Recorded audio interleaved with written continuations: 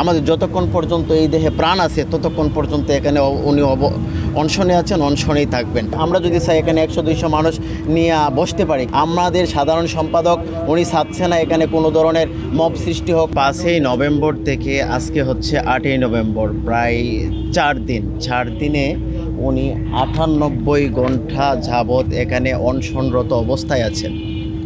এই 98 ঘন্টার ভিতরে উনি বিন্দু পরিমাণ পানি পর্যন্ত পান করেননি। এখন একটা মানুষ 98 ঘন্টা পর্যন্ত যদি বিন্দু পরিমাণ পানিও পান না করে, তার শারীরিক অবস্থাটা কীরকম হবে সেটা তো আপনারা অনুভব করতে পারেন। আপনি একজন সুস্থ স্বাভাবিক মানুষ আছেন, আপনি বলেন তো আপনি কয় ঘন্টা না খেয়ে থাকতে পারবেন? উনি আরও আগে 2018 সালে 2024 সালে বারবার নির্যাতিত হয়েছেন, অনেকবার গুমের শিকার হয়েছেন, আয়নাঘর দেখে আসছেন। ওই সময় উনি মৃত্যুর কুল থেকে ফিরে আসছেন।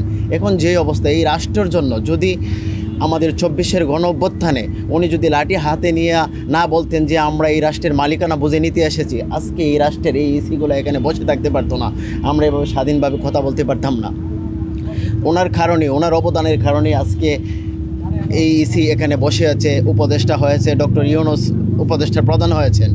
এখন ওনার এই আত্মত্যাগের কারণে, ওনার এই লড়াই সংগ্রামের কারণে এই ইসি যদি আমাদের নিবন্ধনটা আটকাই দেয়, তাইলে তো এটা আমাদের সাথে আর একটা চরম বৈষম্য করা হয়েছে।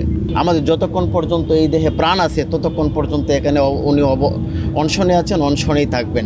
ও ইসিকে আমরা বিনীত অনুরোধ করছি বা আহ্বান জানাবো, এবং সরকার প্রধানকে, ডক্টর ইউনূস স্যার সহ ওনার যত উপদেষ্টা আছে সবার কাছে আমাদের বিনীত আকুল আবেদন, কারণ এই রাষ্ট্রের ওনারও অনেক অবদান আছে।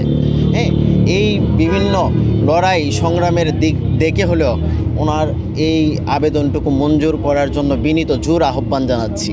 আমাদের সবাই একমত হলেও কিন্তু আমাদের দলের এখানে কোনো সদস্যকে, আমাদের দলের সাধারণ সম্পাদক এখানে আসতে মানা করেছে যে আমার আশেপাশেও কেউ আসবেন না, আমি এখানে অনশন করব। আপনারা যদি এখানে আসেন, আমরা যদি চাই এখানে 100-200 মানুষ নিয়ে বসতে পারি, কিন্তু আমরা বসবো না, এখানে একটা মবের সৃষ্টি হবে।